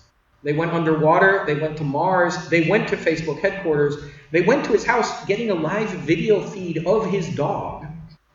Then he got a phone call, held it up in virtual reality, was able to show the dog to his wife, then take a selfie inside VR and have it show up on Facebook. Like, place was obsolete, right? Think about a world where place is obsolete. It's going to be a really, really massive upheaval, and it's going to be very, very game-like. In fact, game developers are the ones building it for him. You mentioned the self-driving cars replacing jobs in the next 5 years. Yes. Where do you think we stand politically with all this change coming how does our economy hold up to this? Well, that's kind of the singularity thing. One of the things, the ideas behind the singularity is that the rate of change is so fast we can no longer forecast it, right? It's a real problem for science fiction writers. They are actively complaining about the fact that the world is catching up to their predictions so quickly that before their novel hits the street, stuff has already come to pass, right? The example of trucks is really important. Trucking is the #1 job in, I think, 30 of the 50 states in the United States, right? And it's getting built on top of a model, a simulation from Google Earth and Google Maps, which all of you are avatar clients of. Like if you own an Android phone, you are an avatar in a Google Earth MMO that is uploading your movement traces all the time. You guys know that, right? Okay, in case you didn't, your phone is telling Google where you are all the time. That is how they build, that's how they tell you how traffic is bad, right? That Google Earth was kind of built by some MMO game designers. Because there is no difference between building a model of the world that happens to look like Azeroth or Britannia or whatever, and building a model of the world that looks like Earth. They're both just a big MMO server, right? So it turns out it's game developers who are building that. Self-driving cars have already reached the safety level of your average 16 or 17-year-old. And they don't yet have the same number of hours on the road per day that humans do, but they will be, they're picking up hours, road hours, incredibly quickly. As soon as they hit let's say 1 billion road hours with a lower crash rate, a lower life loss rate, it will be morally unconscionable not to turn over the keys to the robots. Because we would be killing more people than they would, right? So the answer is politicians are completely clueless and have no idea what's about to happen. That's the short answer. There have been efforts, right? A lot of those folks that were on that slide about the law textbooks did end up actually on things like Obama's Technology Council over the last 8 years. So people are trying to listen, but I don't think people understand the degree to which this stuff is falling on our heads, I guess. It's coming really, really fast. So you mentioned kind of a trend towards the campfire method of storytelling within gaming. People who want to interact with the game and experience new things. But there's also the competing trend of people who want a cycle of rewards, a sense of character progression that also reflects another aspect of reality material gaming level. Yep. So how do you see these two, I would almost say, competing trends meshing? Yeah. Will there be somebody at the pulpit, right? Or, giving us, gosh, you can go to any number of phrases, but probably the best known is, of course, opiate of the masses, right? Yeah, that's a very real risk, but that's not a risk just from games. That's a risk from all forms of mass media, giving us those kinds of feedback rewards. At this point, film and television and music have been tuned to give us little bursts of dopamine in exactly the same ways. So the saving grace of games is that at the very least you get the kickback. I like to say games are implicitly a conversation. It's structural. You can't make a game that is not a conversation. And that is a very small saving grace in the face of an awful lot of oligarchic money and power and control. But it's at least something, so game designers are on the side of the angels in that, I think. I hope. Following on, do you see any inherent value in the oligarchical approach? There are some. There are a lot, actually. Acculturation. Culture is a valuable thing. The intent of a culture, if we speak really abstractly and anthropologically, is to try to build a game system of rules that everybody signs up to so that we can all play and kind of have fun. Life, liberty, and the pursuit of happiness, let's say. Right? And so it kind of does take a game master enforcing that. Right? If people can just arbitrarily break the game rules and flip over the table, then, that's an issue. So by and large, games have relied on there being structures whereby somebody does have that control and that power. It might be driven by consensus. I'll be the game master today, you be the game master tomorrow, right? But typically games have those kinds of structures. So does society. And taking and throwing away all rules, or even changing the rules too quickly, can lead to real issues, right? In games and in the real world. So there's a lot games offer us in terms of exploring those changes without having to make them, in terms of practicing and playing through things in a way that is safe before we turn around and apply it when life and limb are at stake. How much fun do you have working with the Star Wars Galaxies project? What was that like? Exhausting and not all that fun. It was incredibly long hours on an incredibly short timeline. We built it in less than 3 years from scratch. And there's this term in the game industry called crunch. It means working 12-hour days. We crunched quite a lot. I missed multiple years of my kids' lives, right? The other aspect of it was the politics around doing something that is a major media property like that are crazy. Approvals and documentation and all that kind of stuff to send back and forth. Really exhausting. And then, of course, I didn't think the game was done and we launched it anyway. So painful.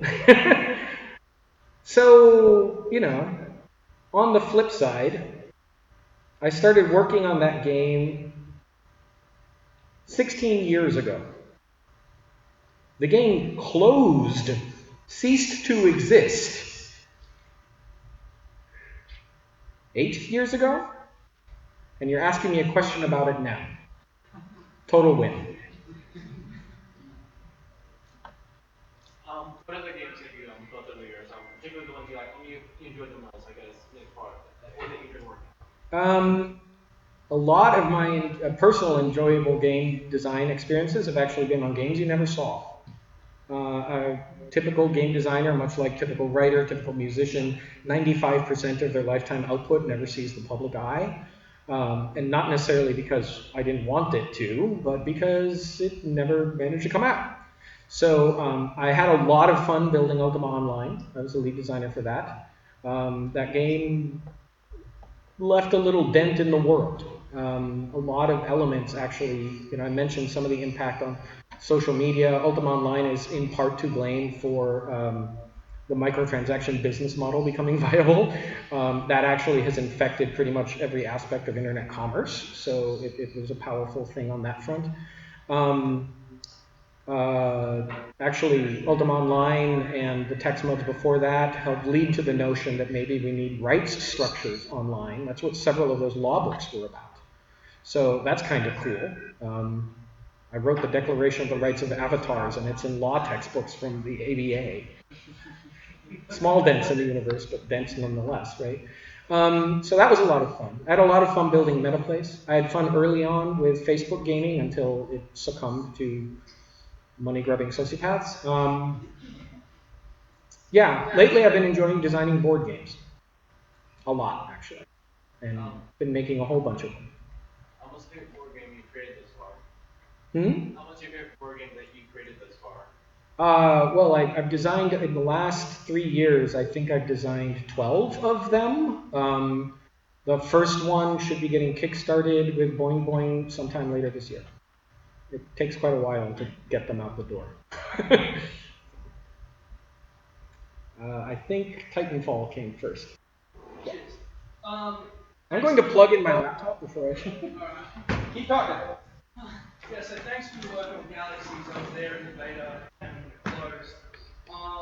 I guess my question to you is, were you disappointed that you created an MMO that was more of a campfire, freeform, player-based economy to Star Wars: The Old Republic is a container for something that has an illusion of freedom but is just linear as hell? You were listening, yeah. I was. Yeah, how do you feel about that? As somebody who went through the life cycle of galaxies and sort of changed, and then Yeah. I thought, well, SWOTOR is going to be Galaxies 3.0. Not even, yeah. Yeah. Yes, if you couldn't tell, I come from a tradition called sandbox or simulationist.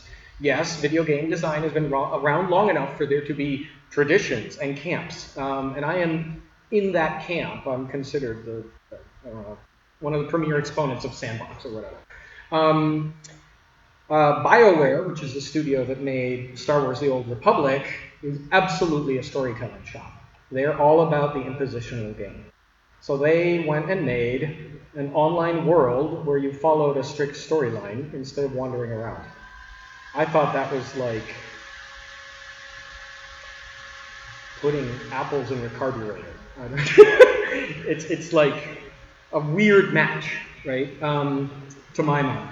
I don't mind having stories inside a world, but I would not make a world that was just a story in that way. If I wanted to do that, I would make a story world, like Gone Home or something, right? So, yeah, philosophically not really aligned with what I am interested in. I didn't care. I wasn't disappointed. It was everybody should put tinfoil in the microwave at least once, right? You should put some apples in the carburetor at least once.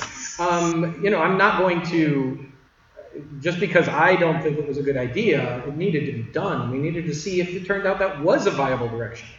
When we started making UO, the other online game makers said to us, wait, you're going to have tailors and like fishing and wow. They actually ran ad campaigns. If you want to play to bake bread, go over there.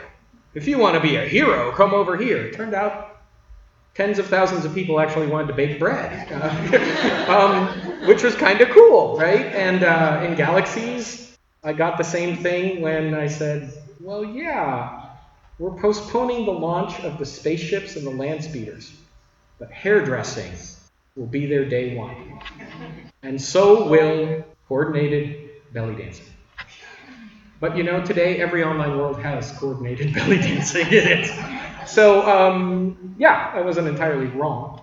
But these experiments need to happen, and we need to be open to them as creators, not shut down avenues of exploration, right? I mean, we can critique, we can talk, we can have arguments on the design side. What actually really frustrates me and ticks me off is when the players start taking sides in those and attempt to shut down the creative expression of individual creators, right? It's kind of like, look, I'm a creator. I get to have an argument with the creators of Gone Home about whether or not this is the right direction for storytelling and environment and blah, blah. You do not get to tell them not to make this game. God damn it, shut up. I'm having a craft discussion. You're just being an asshole, right? And that's my general take on it. So more power to them. An awful lot of good friends of mine worked on SWOTOR. I told them I didn't think it would work. They made it anyway. It made a lot of money. What advice would you give to any student that has aspirations in going into the gaming, especially students, I guess, from University of Alabama, and it's not like they walk outside and see an EA or Activision, in town. So I guess what advice would you give students who have dreams of becoming a game developer, I guess, on the major league in terms of how to get there? I started my game design practice pre-career as somewhere in the realm of 8th grader in Peru. There are hardly any computers in Peru in 1984. I started my actual game career down the road in Tuscaloosa. My answer is, place has nothing to do with it. Okay? It's much more about the willingness to be an autodidact, right? Teach yourself, keep challenging yourself. About the willingness, you might have noticed, to learn every field on earth. About the willingness to keep working and creating and trying things and try to keep high standards. If you do that and you put the stuff out there, you will start garnering an audience. And if you get an audience, the jobs and the EAs will come knocking. But, big but, there's an awful lot of people who want to be game designers these days. Awful lot of people who want to break into the industry. It's just like all the people who wanted to move to Hollywood in the 30s. Most people are going to be stuck on the sidewalk in long lines for auditions, and they might land a bit part, right? It's an entertainment industry. People in entertainment industries, all entertainment industries, all of them, right? You have wonderful stories about people who made it big, the Will Wrights, the Miyamotos, the Spielbergs, the Beyoncés, the whoever, right? Absolutely. But, shit, just turn on YouTube, right? There are millions of people as good as Beyonce, as good as Spielberg out there. It's very clear now that talent is actually very broadly distributed. Luck has an enormous amount to do with it. Enormous. The number of spots available in the industry is smaller than the number of people who want in. So you just have to make yourself into a total badass. But if you do, you can make it. I think actually way back there. I was wondering how would you talk about how Steam, where anybody can make a game with no production, and how that affects independent game developers getting started on games. It used to be, it was an amazing, powerful positive. Just like Flash was an amazing, powerful positive that let people throw games up on any arbitrary website. Just like once upon a time, shareware was an amazing, powerful positive that let anybody make a game and throw it up on FTP sites and they could download it. Each of the times that we've had a distribution channel like that open up, it has caused an explosion of creativity as game development costs plummeted, distribution costs plummeted, marketing costs plummeted, and of course, production values tended to be low, but it was okay because of the creativity. And then in every single one of those cases, what has happened is that budgets began to rise, competition began to come in, production values had to go up, which meant that everything got more expensive, which meant that a lot of the people at the low end suddenly couldn't attract an audience, and they had to drop out, and the channels, previously it was, what were the names of some of the Flash portals?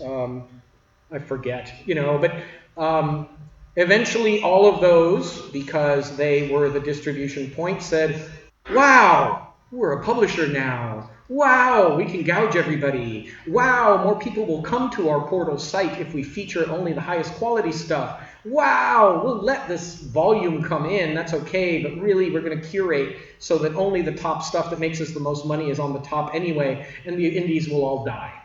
Steam has already crossed that tipping point. Mobile gaming has already crossed that tipping point. The industry oscillates between periods of blockbuster, high budget, large team requiring productions, and moments where there are blue oceans of innovation and creativity and all the rest that happen because of a technological shift that allows low-end developers like little mice to come in and steal bits of the cheese. But at some point, one of those mice gets big, hogs the cheese, kills the other mice, and, Zynga was once a tiny indie. It turned into a big old rat. EA used to be a tiny indie. They're something more like an alligator now. Activision was once the tiny indie that fought against the behemoth Atari. Activision was founded by the programmers who didn't think they were getting a fair cut from Atari cartridges and who felt that their names should be on the games. Today, they're known as one of the most ruthless business competitors on the planet. So, cycle of life. And we are currently at a moment where mammals are turning into predators. It's actually, I think, it's a very ugly scene right now for most small developers. We are basically at a point now, I used this line already, so I apologize to those who were in class today, but we're pretty much at a point where you can work at the big companies today and get to not be creative, but eat. or you can be indie and get to be creative and not eat. So it's definitely getting tougher out there. You asked something already, so how about you? As far as an educational background, if someone's interested in getting into games, especially the writing aspect of the stories, what would you recommend? Oh, that's actually that's actually a really large question. I would actually recommend diving into some of the literature on educational gaming and games for change. I would I'll suggest reading my book. Actually, it's one of the books that straddles the training and education community and the game design community. Other than that, yeah, I would start looking particularly into the games for change movement. A lot of educational gaming has been historically terrible. What I really mean is, if someone wants to go into gaming in general, what education, what sort of degree should they be working on? Oh, it depends what aspect, right? That's kind of like asking what education should I get to break into Hollywood? Well, do you want to act? Do you want to direct? Do you want to do lighting? Do you want to be best boy or gaffer? It's different, right? For programming, you should get a CS degree, and then you should learn as many languages as you can and as many ways to program as you can, and you should pick some kind of aspect of gaming that is interesting, be it network programming or graphics programming or whatever. If you're an artist, you should learn 3D modeling, you know, the stuff that's being taught here, and work on that. And if you're a game designer, you should go get a liberal arts education and learn every field on it. All the big name game designers have very eclectic, broad backgrounds and tastes. You know, you don't need that if you're not going to be the director. But there's also only about 100 directors in the world, so you know, you don't have to aim that high. If you want to be a game designer, start making games. You can make games with literally random garbage from your house, right? Board game design is 100% applicable to video game design. So with the availability of tools these days, there's no reason why one shouldn't just start.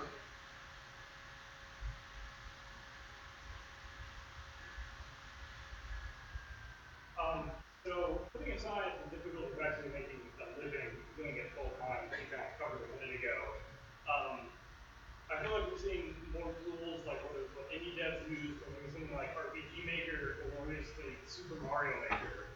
Yes. Where you're kind of gamifying game creation, where yes. like, there's very little actual content. It's all about creating your own content, experiencing content that is created. You see us trending towards a future where it might be as easy, if not, you know, economically advantageous, but as easy to tell your own story for video games as it is to play for someone else's story, or do you continue to see a pretty solid divide between consumers and producers? It's an interesting question. You know, there's a long tradition of games or toys that are about the process of game or toying, so to speak, Legos, Lincoln Logs, whatever. So it's not really surprising to see that kind of thing emerging within games. Lots of games, you know, I mentioned the Mud example, have had traditions of graduating you into that process.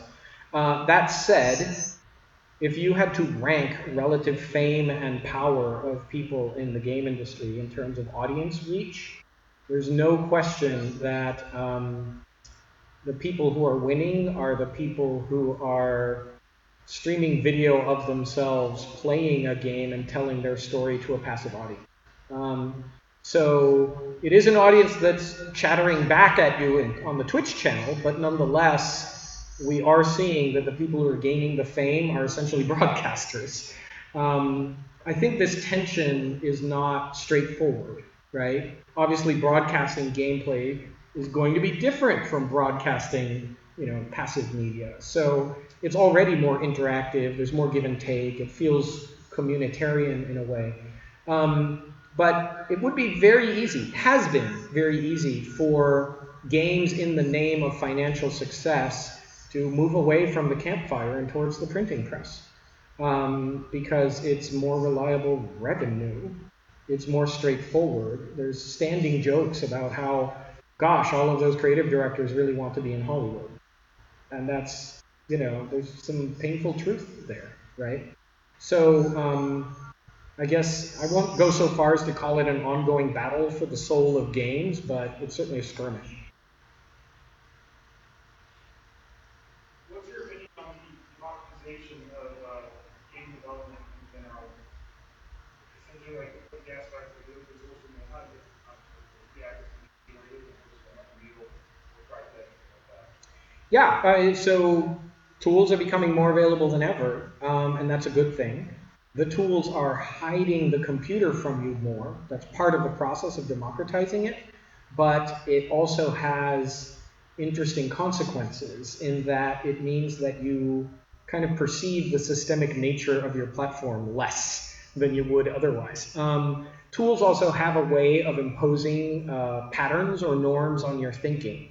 So pretty much all the tools that are out there available today, if you did a comparison, this is going to get a little techie, but if you did a comparison kind of the ontology of games that is presented by Unity and GameMaker in terms of the structure of how they say there are objects and there are message emitters and there are receivers and there are triggers, it's actually incredibly similar, right?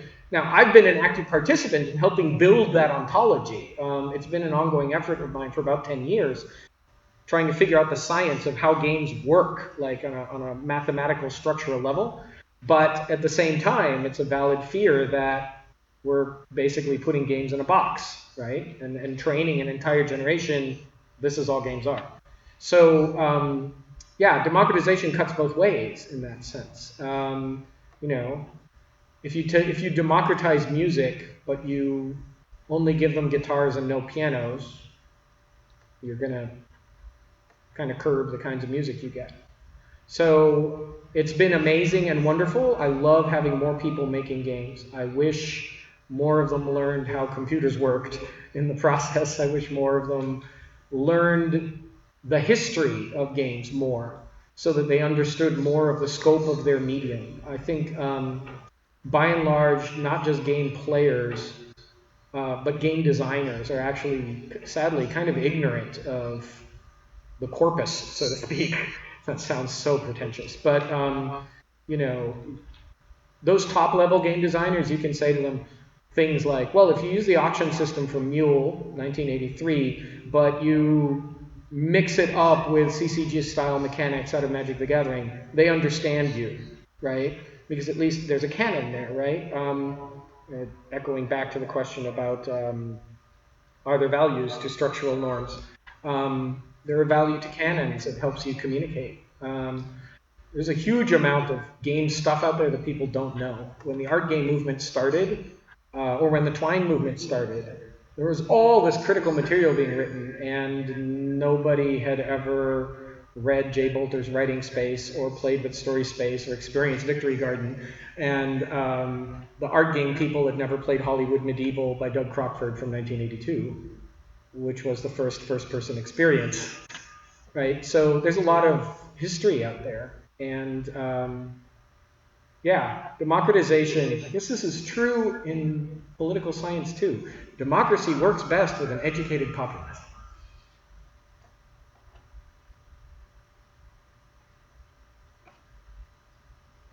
Building upon what was said earlier about like Steam Greenlight and the Flash games, how do you feel about mods?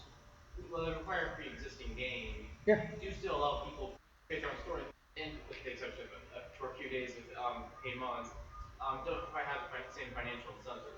Yeah, mods are when you learn to play guitar. It's probably easiest if you start with a song you know and you start trying to mess around with just those chords, and you start out with something that's straightforward. When you start making a game, it's probably a good idea to start cloning a game. Clone it to learn how it works. When my dad was given his first car by my grandfather, serious for real, okay, he took him to the dump and said, here's your car.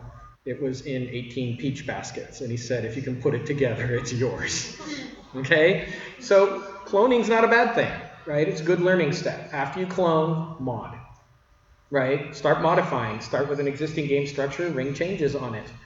When you start playing guitar and you start deciding to write your own tunes, you go, what would happen if I throw this different chord in there?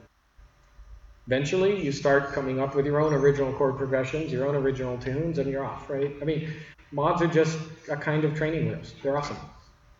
Well, also I'm referring to like its ability. Sorry. I was referring to mod's ability to allow people to tell stories without big touches and such. Kind of the way Cross Game did, but also a lot of existing games that they came along quite to some extent. It allows them to get to their own story without being accompanied well or something. Great. I mean, yeah, that's great. Go for it.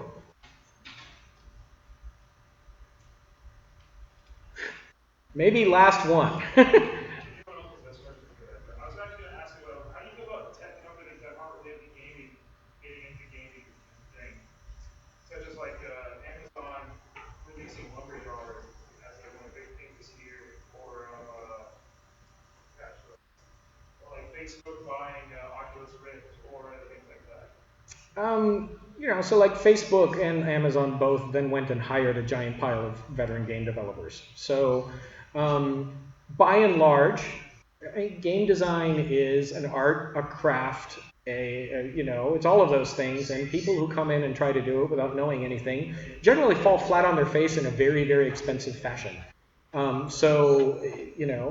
think there's been, particularly in American culture, I think, there's been a tradition of thinking of games as trivial, as child's play, literally, right, as not important, which, I mean, I'm biased, but is so obviously wrong on the face of it that it's shocking, right? It's really a massive cultural blind spot. And that's stretched out into kind of business things. People going, Warner Communications going, sure, let's buy Atari, we'll make billions, with absolutely no awareness or respect for what was actually going on, right? It's funny, because the US gets sports really profoundly, but they don't get all the other kinds of games, because sports are just a kind of thing. Sport is a subset of my field, right? Gosh, that's a dangerous thing to say in Alabama, but too bad. Usually they fall on their face. Amazon, we'll see. Amazon has been trying to work on the game stuff for at least 5 or 6 years already. So we'll see if they succeed. Oculus is making good traction, so who knows? But the big one was when all the TV and movie companies started trying to make games. They lost billions. It was kind of great to see. If I don't stop now, I won't get dinner. Thank you.